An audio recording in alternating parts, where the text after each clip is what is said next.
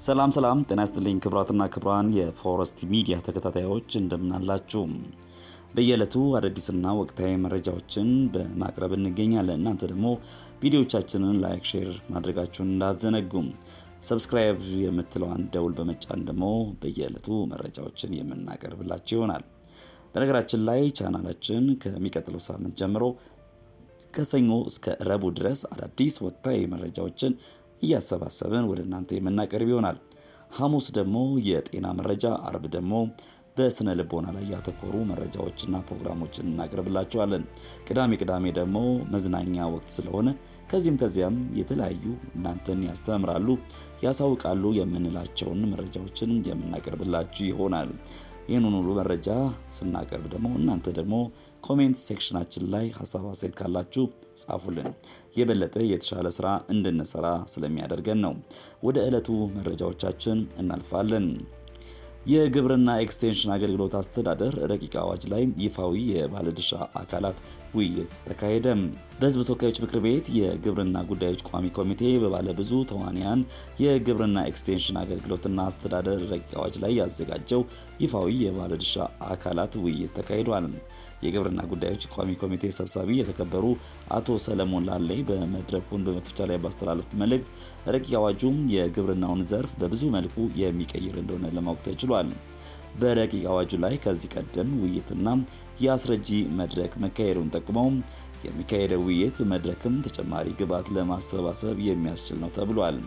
ረቂቅ አዋጁ በኢትዮጵያ የግብርና ኤክስቴንሽን አገልግሎት አስተዳደርና ልማት እንዲሁም በተፈጥሮ ሀብት ዘርፍ ያለውን የተደራሽነት፣ የጥራት፣ የአቅምና የአፈጻጸም ውስንነትን ለመቅረፍ የሚያስችል እንደሆነ ተጠቁሟል።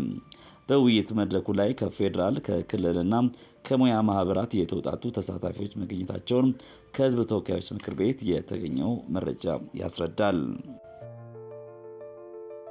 ኢትዮጵያና ሩሲያ አዲስ የኒውክሌር ቴክኖሎጂ ስምምነት መፈራረማቸው ተገለጸ። ኢትዮጵያና ሩሲያ የኢትዮጵያን ዘመናዊነት የሚያፋጥን አዲስ የኒውክሌር ቴክኖሎጂ ስምምነት መፈራረማቸውን የኢፌዴሪ የውጭ ጉዳይ ሚኒስቴር አስታውቋል። የኢትዮጵያ ውጭ ጉዳይ ሚኒስቴር ጌዲዮን ጢሞቴዎስ በሩሲያ ፌዴሬሽን ያደረጉት ይፋዊ የስራ ጉብኝት በተሳካ ሁኔታ ማጠናቀቃቸውን ገልጸዋል። የውጭ ጉዳይ ሚኒስቴሩና የኢትዮጵያ ከፍተኛ ልዑካን ቡድን ከሩሲያ የውጭ ጉዳይ ሚኒስቴር ሰርጌይ ላቭሮቭ እና ሌሎች የሩሲያ ባለስልጣናት ጋር ተወያይተዋል።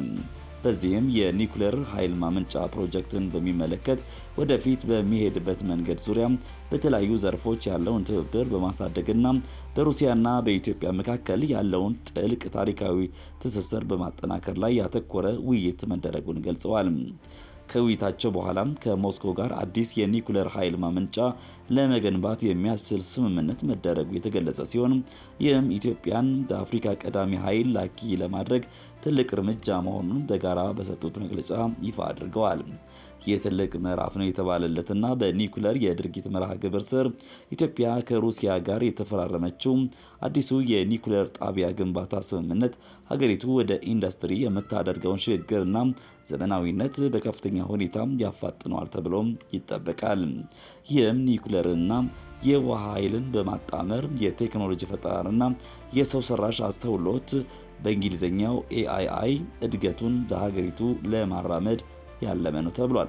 በተጨማሪም ፕሮጀክቱ ኢትዮጵያ በኃይል ትብብርና በጋራ የቴክኖሎጂ ግስጋሴ ቀጠናዊ ውህደትን ለማሳደግ ያላትን ቁርጠኝነት ያሳያል ሲል ሚኒስትሩ አስታውቋል። የውጭ ጉዳይ ሚኒስትሩ ጌዲዮን ጢሞቴዎስ በሩሲያ በመጀመሪያ ቀን ቆይታቸው ከሩሲያ አቶሚክ ኤጀንሲ ስራ ኃላፊዎች ጋር መካከል ትብብር ወደ ላቀ ደረጃ ለማድረስ በሚያስችሉ ጉዳዮች ላይ መምከራቸው ተገልጿል።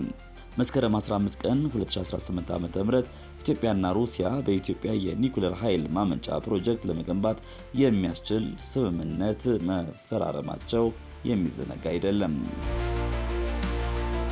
የኦሞ ኩራዝ ቁጥር 1-3 ስኳር ፋብሪካ የአገዳ ተከላ ስራ በልዩ አደረጃጀት እንዲመራ ተወስኗል። የስኳር ኢንዱስትሪ ግሩፕ ማኔጅመንት በኦሞ ኩራዝ ቁጥር 1-3 ስኳር ፋብሪካ የተያዘውን ሰፊ የአገዳ ተከላ እቅድ ለማሳካት ስራው በልዩ አደረጃጀት እንዲመራ ለማድረግ የሚያስችል ውሳኔ ተወስኗል።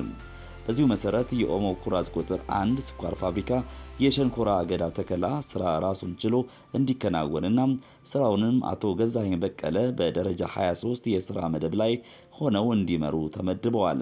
የኦሞ ኩራዝ ቁጥር 1 እስከ 3 ስኳር ፋብሪካ አመራርና ሰራተኛው የፋብሪካውን ዓመታዊ እቅድ ለማሳካት ጥሩ ተነሳሽነት ላይ የሚገኙ በመሆኑ መሰረት ያደረገ በጀት ዓመቱ የተያዘውን ሰፊ አገዳ ተከል እቅድ ስራ ላይ በልዩ አደረጃጀት መስራት የበለጠ ውጤታማ እንደሚያደርግ ታምኖበታል።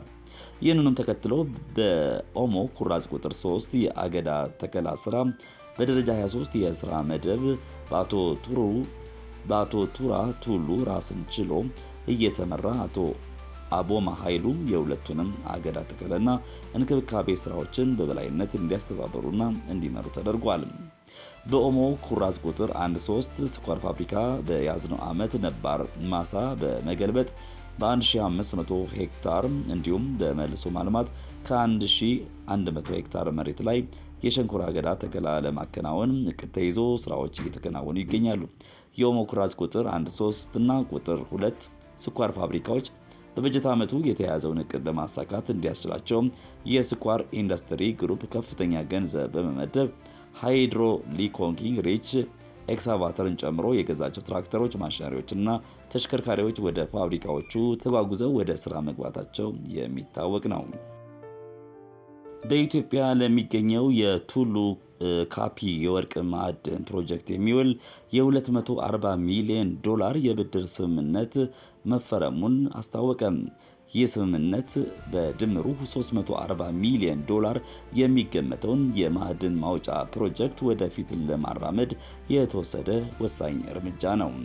ኩባንያው አሁን ትኩረቱን ያደረገው ቀሪውን $100 ሚሊዮን የአክሲዮን ካፒታል በማሰባሰብ ላይ ሲሆን በተለይም ከሀገር ውስጥ ባለሀብቶች ከሚያስፈልገው በላይ የመዋለ ንዋይ ፍሰት ጥያቄ እንደቀረበለት ተገልጿል።